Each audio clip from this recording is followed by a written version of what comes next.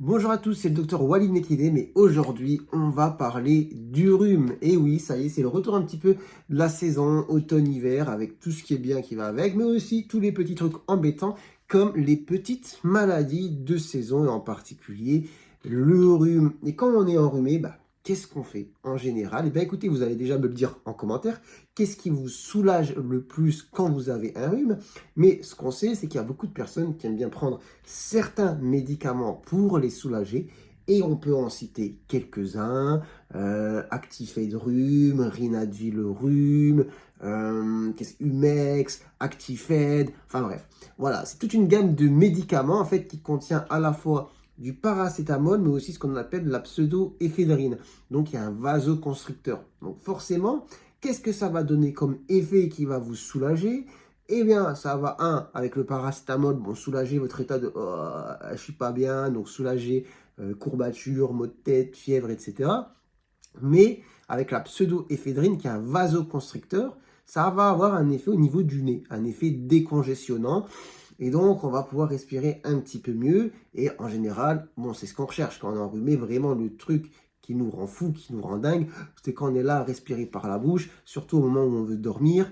Bon, franchement, c'est galère. Donc, dites-moi, comme je l'ai dit en commentaire, vos petits tips pour pouvoir respirer un petit peu mieux quand on est enrhumé. Et pourquoi aujourd'hui, du coup, je parle de ça? C'est parce que, du coup, l'Agence nationale de sécurité du médicament, donc c'est un petit peu ceux qui font un peu la surveillance de ce qui est dangereux, pas dangereux en termes de médicaments, a dit que, voilà, il faut plus prendre ce genre de médicaments quand on est enrhumé, parce que il y a des risques, des effets indésirables qui sont rares mais qui existent, comme des infarctus ou des AVC. Donc je vais faire un petit point là-dessus, parce que bon, voilà, ça peut faire peur dit comme ça, il faut essayer d'éclaircir un petit peu les choses, de comprendre, etc., etc., etc.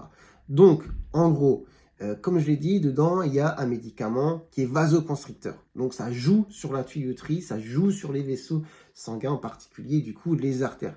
Donc, effectivement, chez certaines personnes, et je dirais des personnes qui ont un terrain particulier, un terrain vasculaire, voilà, qui ont des problèmes artériels, d'artériopathie, qui ont parfois des tuyaux bouchés, voilà, qui ont des problèmes de tension, diabète, cholestérol, etc., qui ont déjà fait peut-être dans le temps un AVC ou un infarctus, ou à qui c'est jamais arrivé, mais comme je l'ai dit, qui ont un terrain qui n'est pas forcément très favorable, forcément, c'est pas conseillé du tout. Moi, je ne le donnerai pas et je dirais pas d'en prendre parce que même si le risque il est minime, ce serait vraiment super bête de faire un AVC ou un infarctus parce qu'on a pris ce genre de médicament pour un rhume. Franchement, si on peut l'éviter, tant mieux quoi, on peut passer à autre chose. Maintenant, on va pas se mentir, chez une personne jeune, en bonne santé, bon, le risque il est vraiment extrêmement minime, même si le risque zéro en santé, en médecine n'existe pas. Mais du coup, la conclusion qu'on peut faire quand même, c'est que bon, franchement, pour un rhume, est-ce que ça vaut le coup quand même de tenter le diable et de prendre quelque chose qui peut-être peut vous faire ce genre d'accident? Personnellement, j'éviterai. Comme je l'ai dit, il y a plus de risques chez les personnes un peu plus âgées, qui ont déjà certains soucis de santé ou un mauvais état de la tuyauterie.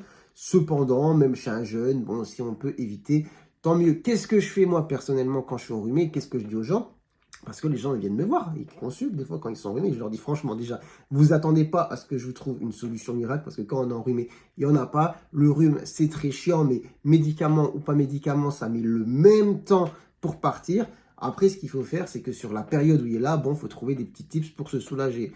La meilleure chose à faire pour moi, c'est de déboucher régulièrement les sinus, le nez. Comment?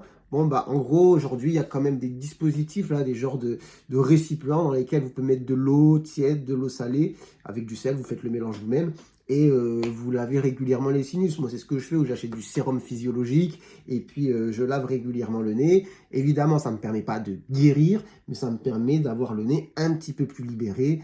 C'est toujours plus agréable. Et après, quand j'ai cet état de oh, j'ai mal partout, j'ai mal à la tête, je suis pas bien, bon, je prends du paracétamol, mais sans autres médicaments associés. Et après, il faut rester simple avec les remèdes naturels, quoi. C'est-à-dire, prenez du miel, prenez des tisanes, mangez bien, dormez bien, prenez de douche chaude, habillez-vous chaudement à la maison, etc. Après, je sais que quand on travaille, c'est un peu plus compliqué, mais on a tous quand même nos petits remèdes un petit peu aussi de grand-mère. qui sont sans danger et qui sont plus ou moins efficaces selon nos remèdes et selon un petit peu chacun. Mais partagez-les en commentaire. Quel est votre petit tips, votre petit remède comme ça sans danger que vous prenez quand vous êtes enrhumé pour que ça passe un petit peu plus vite ou du moins que ça puisse vous soulager. Donc, conclusion de cette vidéo, il y a des médicaments sur lesquels, bon, franchement, voilà, mieux vaut éviter. Pour un rhume, ça sert à rien de se mettre en danger pour rien. Maintenant, comme je l'ai dit, le rhume, c'est pas quelque chose de grave, c'est juste très embêtant. Dans tous les cas, médicaments ou pas médicaments, ça met le même temps pour partir. Donc voilà. Écoutez, espérons ne pas tomber malade sur l'hiver. Après, c'est des choses sur lesquelles parfois c'est difficile d'esquiver.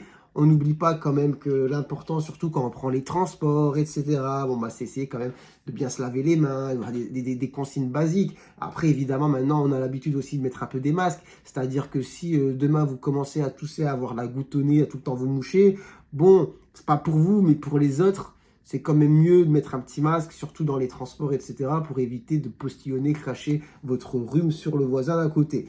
Bon, après ça, chacun fait comme il veut. Mais bon, c'est quand même plus sympa d'éviter de propager ces microbes. Et après, en soi, il y a quand même quelque chose qui va faire qu'on est plus ou moins voilà, résistant. C'est notre état de forme générale. Hein. Quand vous êtes KO, quand vous êtes au bout du rouleau, le rhume, paf, il vous assomme. Et des fois, vous enchaînez rhume sur rhume.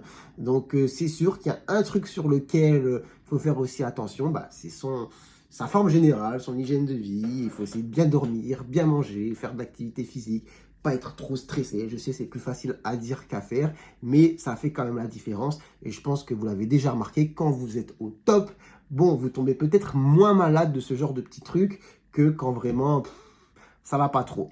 Voilà, un petit peu ma conclusion pour cette vidéo. Donc, rien de temps en temps comme information, mais quand même, ça reste assez important d'en parler et assez intéressant. Sur ce, moi, je vous souhaite voilà, une bonne journée. Prenez soin de vous, prenez soin de votre santé. Et moi, j'espère vous dire à très bientôt pour de prochaines vidéos. Allez, ciao, ciao.